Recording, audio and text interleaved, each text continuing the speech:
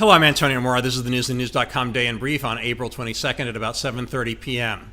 A fifth-grade boy who attended the same school in Washington as Sasha Obama is among 4 Americans killed in the devastating suicide bombings on the island nation of Sri Lanka on Easter Sunday.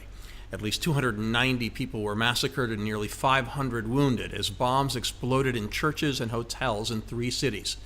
The government blamed a small Islamic terrorist organization, but experts believe the elaborate, coordinated attacks must have had support from an international network.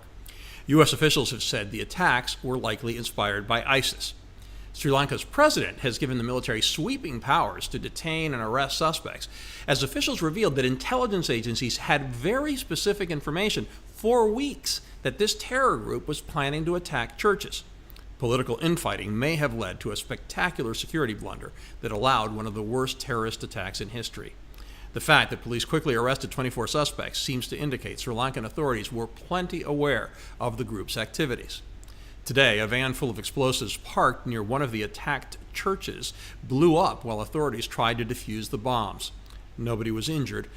Police also found 87 bomb detonators at a bus station in Sri Lanka's capital, Colombo.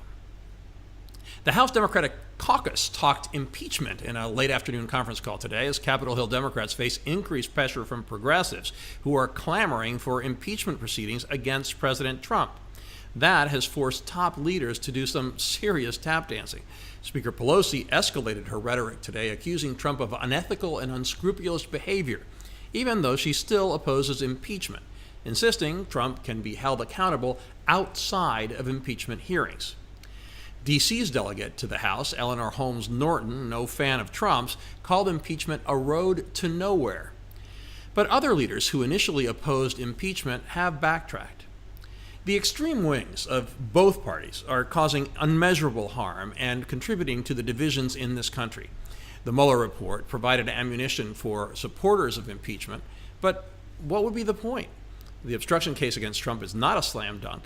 Some Democrats in the House who represent districts won by Trump aren't enthusiastic, and there is virtually no chance that the Senate, controlled by Republicans, could muster a 2/3 vote to convict him. Most important, do they want to ignore the history lesson of Bill Clinton's impeachment and suffer an electoral defeat next year? What's clear is that House Democrats will continue to aggressively investigate Trump.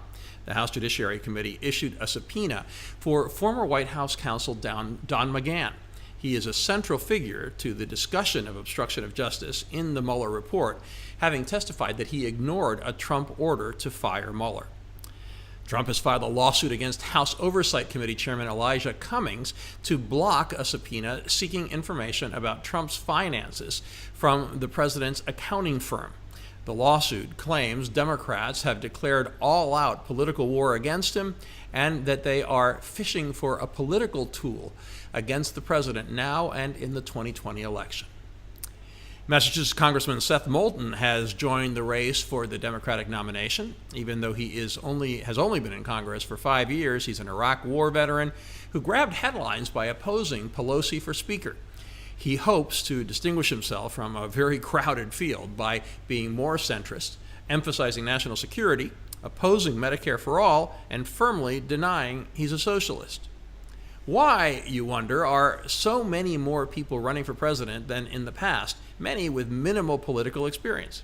Well, think about some of our recent presidents: a peanut farmer, an actor, a billionaire reality TV host, and a fairly inexperienced politician from Illinois. The bottom line is that even if you have little chance of winning, running for president increases a politician's power, makes speaking fees soar, and is a great way of getting a TV gig.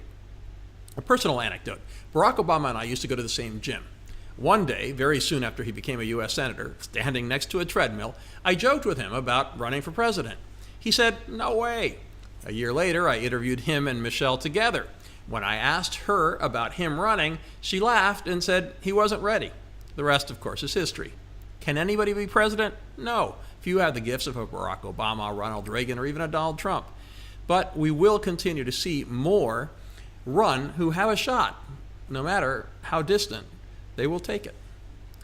The Supreme Court will hear arguments on Tuesday about the addition of a question about citizenship in the 2020 U.S. Census. Commerce Secretary Wilbur Ross announced last year that the census would now ask people if they're U.S. citizens. Critics argue that the question could lead to a serious undercount, likely discouraging as many as 6.5 million undocumented residents from filling out the survey. That could lead to lesser government funding and political representation in areas where they make up substantial parts of the population. Former presidential candidate Herman Cain has asked Trump not to nominate him for a seat on the Federal Reserve Board. Cain's nomination would have been on very shaky ground because 4 Republican senators came out against him. Cain has faced sexual misconduct claims for years. He's denied the allegations. Critics have attacked another Trump choice for the Fed board, Stephen Moore, calling him unqualified. Today, longtime sportscaster Bonnie Bernstein slammed him for an op-ed in 2002 where Moore argued women should have no role in the March Madness basketball tournament. He wrote, "Women should only be involved if they looked like Bernstein." TV star and comedian Volodymyr Zelensky will be Ukraine's next president, unseating Petro Poroshenko in a landslide victory. Zelensky secured 73% of the vote. A political newcomer who would be the country's youngest ever president, Zelensky represents major change for a nation weary of a corrupt establishment and of tensions with Russia. It's unclear how Zelensky will govern. He gave little indication on the campaign trail of specific policies he'd pursue. The number of measles cases spiked again this week to 676. That's almost double the total for all of last year. At this pace, the U.S. will see more measles cases by next week than in the worst full year since vaccines eradicated measles at the turn of the century. The unscientific anti-vaccine movement and some religious objectors have created the crisis. They are resisting mandatory vaccination orders, such as the one issued in New York, arguing that they violate their civil liberties. Anyone's rights end where the rights of others begin. Nobody has the right to endanger the lives of others, period. We have all those stories and much more updated around the clock 7 days a week on newsandnews.com, where you'll find all you need to know in one place. Please subscribe to our YouTube channel by clicking on the right of your screen just below this video. Please follow us on Facebook at Real News and News and me on Twitter at AMoraTV. I'll see you again tomorrow.